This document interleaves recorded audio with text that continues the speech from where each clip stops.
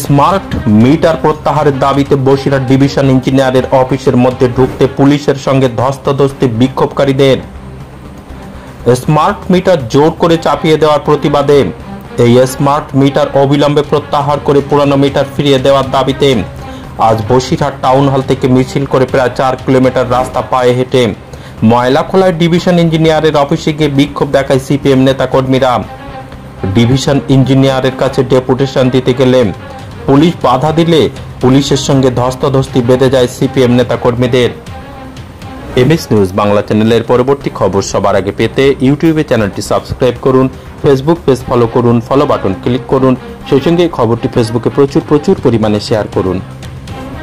বসিরহাটের বিভিন্ন প্রান্তে জোর করে এই রাজ্যের সরকার স্মার্ট মিটার লাগাচ্ছেন, মানে অনুমতি ছাড়া। 2003 সালের বিদ্যুৎ আইনে কারো গ্রাহকের অনুমতি ছাড়া স্মার্ট মিটার লাগানো যায় না। আমরা প্রযুক্তির বিরুদ্ধে না, স্মার্ট মিটারের বিরুদ্ধে না, কিন্তু যে পদ্ধতিতে স্মার্ট মিটার লাগানো হচ্ছে এবং যে দানবীয় এই যে স্মার্ট মিটার যে চক্রান্ত, সেই চক্রান্তের বিরুদ্ধে আমরা আজকে মানুষকে সাথে নিয়ে আমরা এসেছি। আমরা এই স্মার্ট মিটার লাগানো বন্ধ করতে বলছি, আমরা স্মার্ট মিটার লাগাতে দেব না। রাজ্য সরকার যেভাবে কর্পোরেটদের হাতে বিদ্যুৎ ব্যবস্থাটাকে তুলে দিতে চাইছে এই পদ্ধতির মধ্য দিয়ে, আমরা তার বিরুদ্ধে আজকে পথে নেমেছি বসিরহাটে।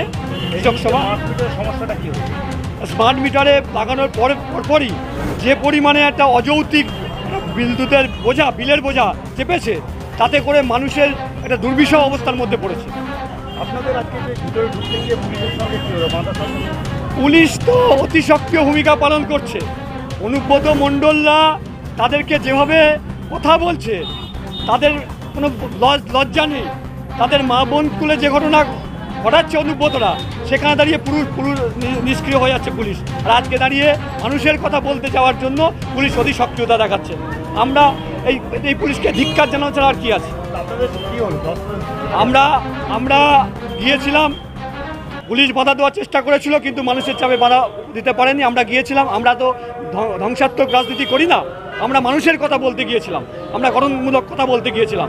আমরা ডিএম এর কাছে গিয়েছিলাম, তিনিও অন্ধকারে আছেন, তিনিও কোনো সদুত্তর দিতে পারেননি আমাদের কাছে।